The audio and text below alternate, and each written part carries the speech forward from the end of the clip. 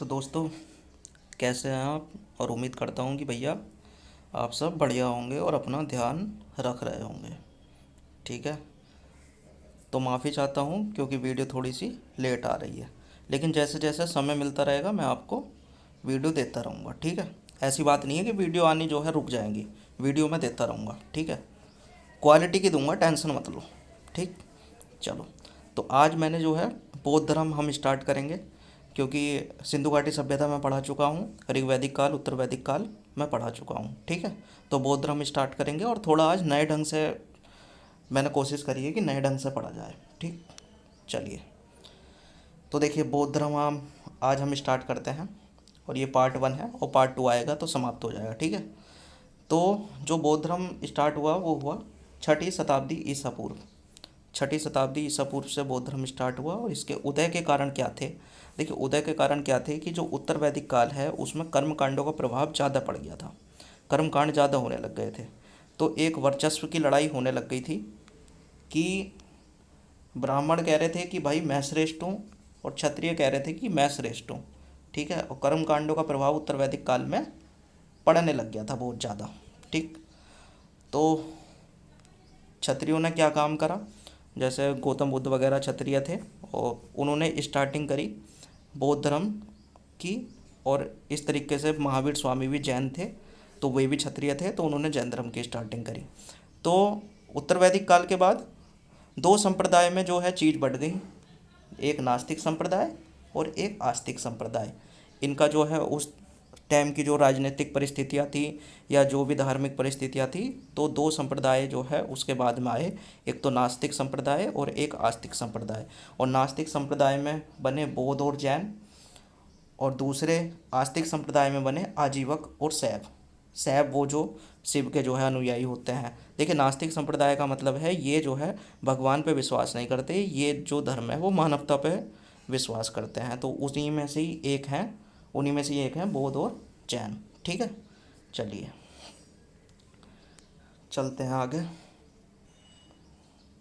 ये आज थोड़ा सा नए ढंग से पढ़ाने की स्टार्टिंग करी है, क्योंकि मेरा मानना ये है कि जो शब्द होते हैं उसकी जो इमेजिनेशन होती है वो माइंड में नहीं बनती, जबकि चित्रों की इमेजिनेशन माइंड में जल्दी बन जाती है। ठीक।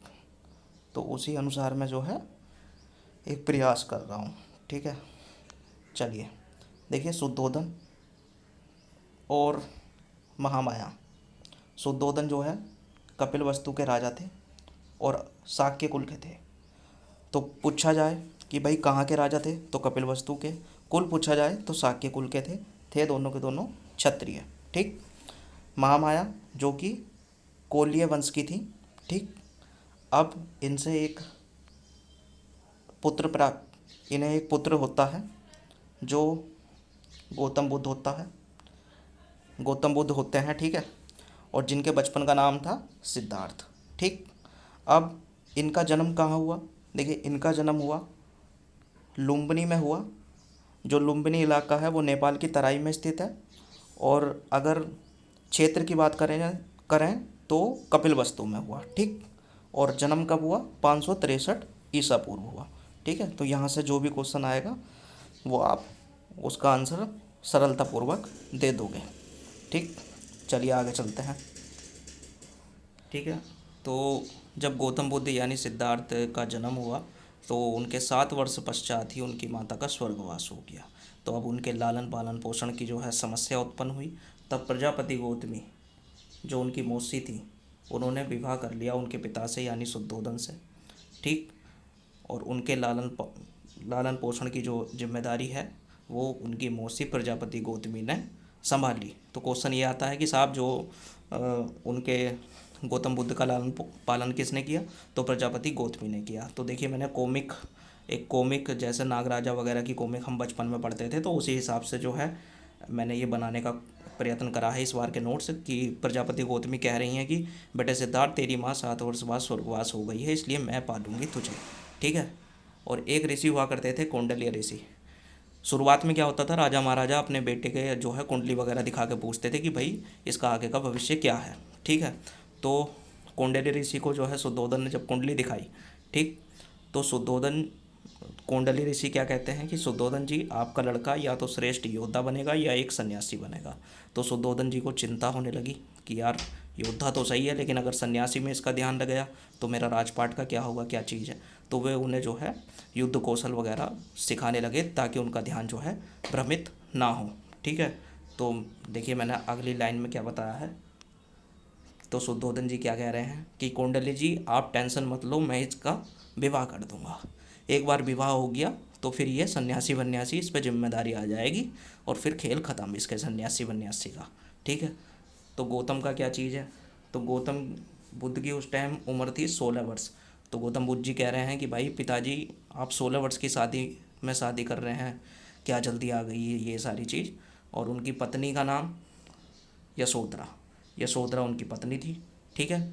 और ये प्लस करा, दोनों प्लस हुए तो क्या इक्वल टू है, इनका लड़का हुआ राहुल। और राहुल का अर्थ है एक और बंधन, एक और बंधन ही अर्थ होता है राहुल शब्द का। ठीक है। लेकिन गौतम जो है ना शुरुआत से ही अकेले में बैठने वाले, इधर मतलब उनका प्रकृति से काफ़ी ज़्यादा स्पर्श था। उन्हें जो है मतलब जो गृहस्थ जीवन का चक्रव्यूह जो है ना वो ज़्यादा टाइम तक जो है उन्हें बांध कर रख नहीं पाया। ठीक। तो चलिए देखते हैं आगे भाई क्या हुआ। ठीक। तो ये गौतम बुद्ध जी हैं और इनके बचपन का नाम सिद्धार्थ था। ठीक है। तो गौतम बुद्ध जी क्या कह रहे हैं कि शादी तो हो गई लेकिन मेरा मन कहीं और है। तो गौतम बुद्ध जी एक काम करते हैं, घूम के आते हैं। ठीक। बाहर घूमने गए, उनका मन काफ़ी व्याकुल हो रहा था तो वे ऐसे ही बाहर जो है बगीचे में विचरण करने लगे या बाहर जो है अपने राजपाट में निकल गए। तो उन्होंने सबसे पहले एक वृद्ध व्यक्ति देखा, एक वृद्ध व्यक्ति देखा। वो वृद्ध व्यक्ति जो काफ़ी दुखी था। फिर दूसरे नंबर पे उन्होंने देखा बीमार व्यक्ति, वो बीमार था, वो भी बहुत दुखी था। ठीक है। तीसरे नंबर पे उन्होंने देखा मृत व्यक्ति। तो यहाँ मैंने लिख रखा है राम राम सत्य है, कुछ मतलब कॉमिक्स टाइप में बनाने के लिए। ठीक है। और फोर्थ नंबर में क्या चीज़ है जो गौतम बुद्ध ने देखे, सन्यासी। तो सन्यासी साहब कोई टेंशन नहीं, ना खुश, बहुत खुश बंदा। ठीक है। ना लाभ की चिंता, ना हानि की चिंता, ना सुख ना दुख, मतलब मोह माया से एकदम परे और बिल्कुल मौज में। ठीक है। तो ये वाला जो करेक्टर है ये गौतम बुद्ध के उसी टाइम दिमाग में जो है आ गया कि यार ये सारे बंदे दुखी हैं। ठीक है। और ये वाला जो बंदा है तो उन्होंने फैसला कर लिया कि मुझे सन्यासी ही बनना है और सब मोह माया है। और देखिए एग्ज़ाम में इसका क्रम भी आता है कि सबसे पहले उन्होंने वृद्ध व्यक्ति देखा, दूसरे नंबर पे बीमार, तीसरे पे मृत और चौथे पे सन्यासी। तो कई एग्ज़ाम में इसका क्रम भी पूछा जाता है। ठीक है। तो ऐसा ऐसा मत समझिए कि कॉमिक्स के तरह से नोट्स बनाए गए हैं तो ये सारी चीज़ें, इसमें सारी इम्पोर्टेंट चीज़ें हैं। ठीक है। नहीं तो आप जो है ऑब्जेक्टिव करके देख लेना, पता चल जाएगा आपको कि क्या फंस रहा है, सभी इसमें से ही फंसेगा। ठीक है। देखिए ये गौतम है और गौतम क्या कह रहे हैं। गौतम एक दिन क्या होता है, अब गौतम ने डिसाइड कर लिया था कि साहब मुझे सन्यास ही लेना है। ठीक है। और वे काफ़ी ज़्यादा परेशान हो गए थे। ठीक। मतलब उनका गृहस्थ जीवन में जो है मन वगैरह लगा नहीं, सिंपल सी बात है। ठीक है। तो एक दिन उनके घर में सब सोए हुए हैं तो वे दृढ़ निश्चय करते हैं कि मैं घर छोड़ रहा हूँ। उन्होंने 29 वर्ष की अवस्था में जो है घर छोड़ दिया। और इस गृह त्याग की जो स्थिति है उसे क्या कहा जाता है, उसे कहा जाता है महाविनिष्क्रमण। तो ये एग्ज़ाम में पूछा जाता है गृह त्याग की अवस्था को क्या कहा जाता है, तो कहा जाता है महाविनिष्क्रमण। ठीक। चलिए अब उन्होंने घर छोड़ दिया 29 वर्ष की अवस्था में, तो अब क्या चीज़ है, अब उन्हें भाई जाहिर सी बात है अगर ज्ञान की प्राप्ति करनी है तो उन्हें गुरु चाहिए। तो उनके पहले गुरु थे अलार कलाम। तो वो कह रहे हैं कि गौतम मैं तुम्हारा पहला गुरु हूँ, जो कि थे वैशाली से। तो कई बार स्थान भी पूछ लेते हैं कि अलार कलाम का संबंध किससे है, तो वैशाली से है, वैशाली एक जगह थी। और ये गौतम बुद्ध के पहले गुरु। दूसरे गुरु थे रुद्रक रामपुत्र, जो गौतम बुद्ध के सेकंड गुरु थे और जो राजगृह से थे। ठीक है। चलिए आगे चलते हैं।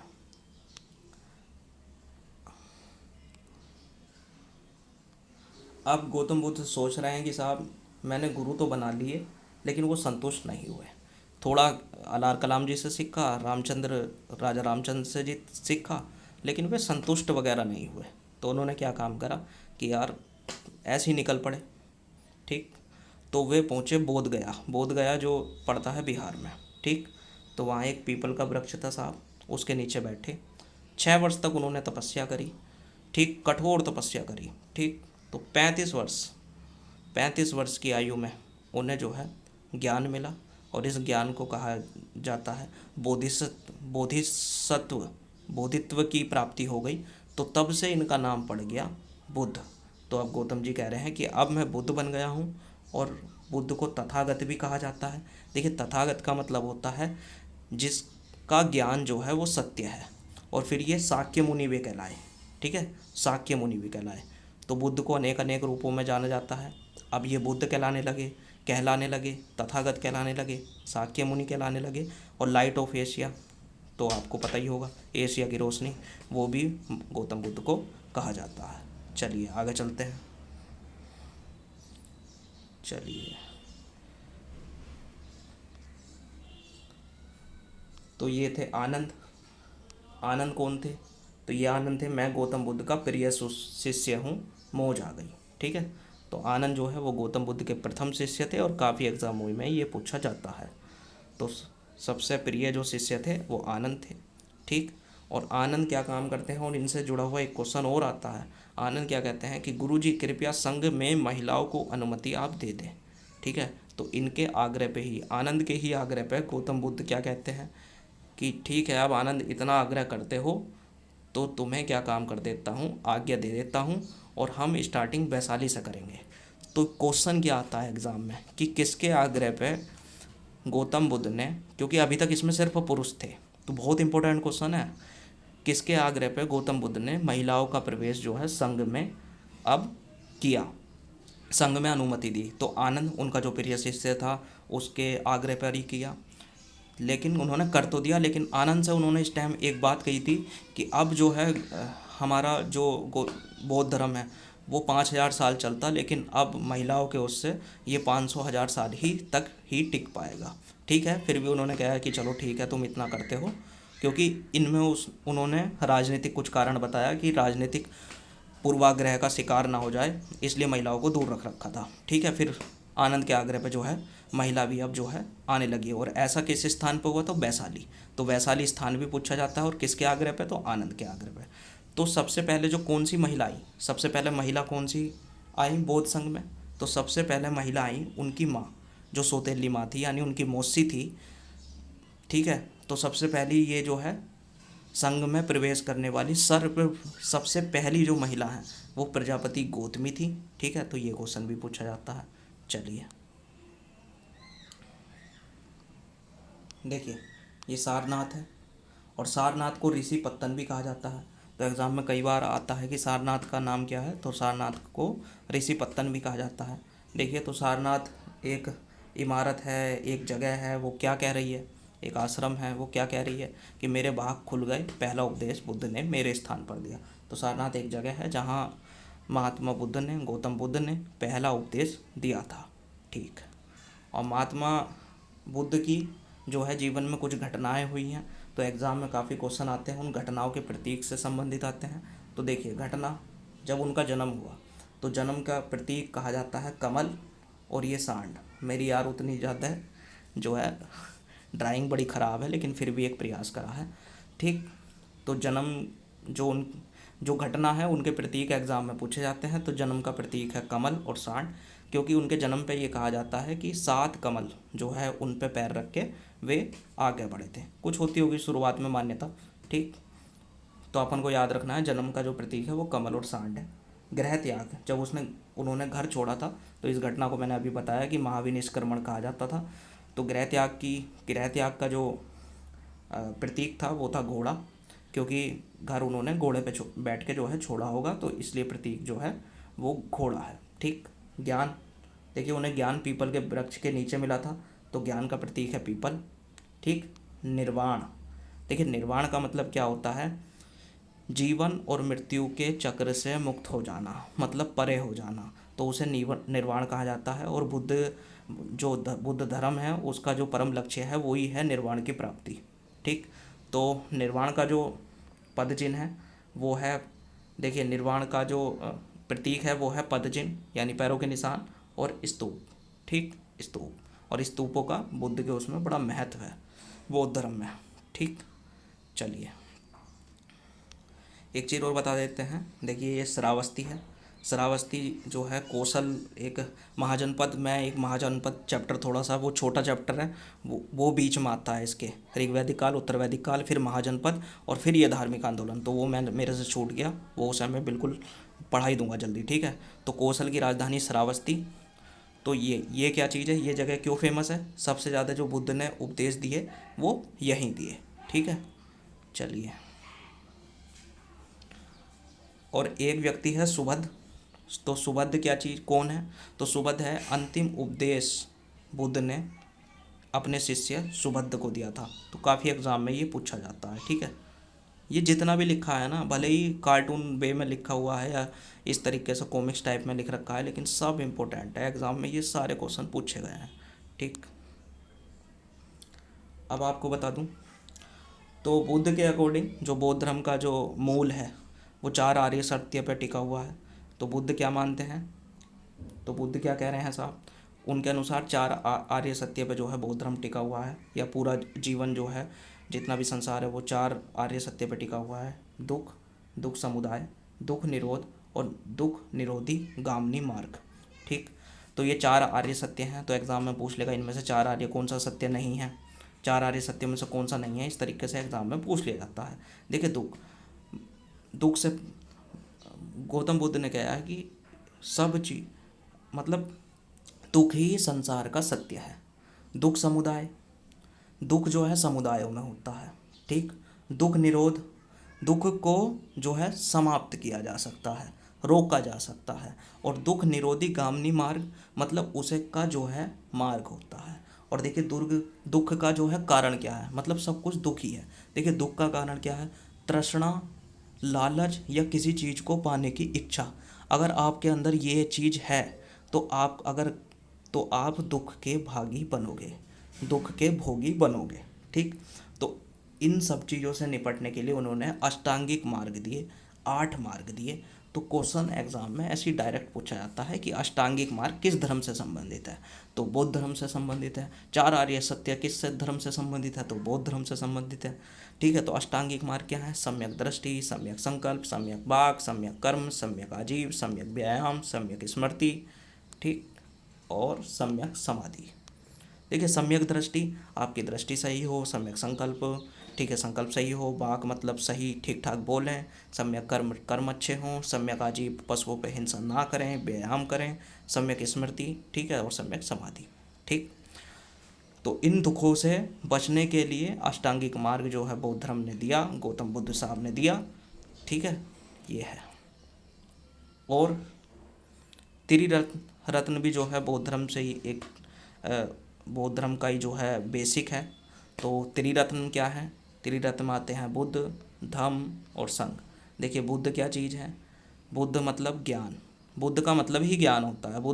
बुद्ध बुद्धि एक ही बात है। ठीक है, जो ज्ञान है वो सत्य है। धम्म यानी धर्म जो है वो सत्य है। धर्म मतलब बौद्ध धर्म, बौद्ध धर्म सत्य है। संघ जिसमें बौद्ध धर्म का जो है वो प्रचार प्रसार हो रहा है, वो चीज़ संघ है।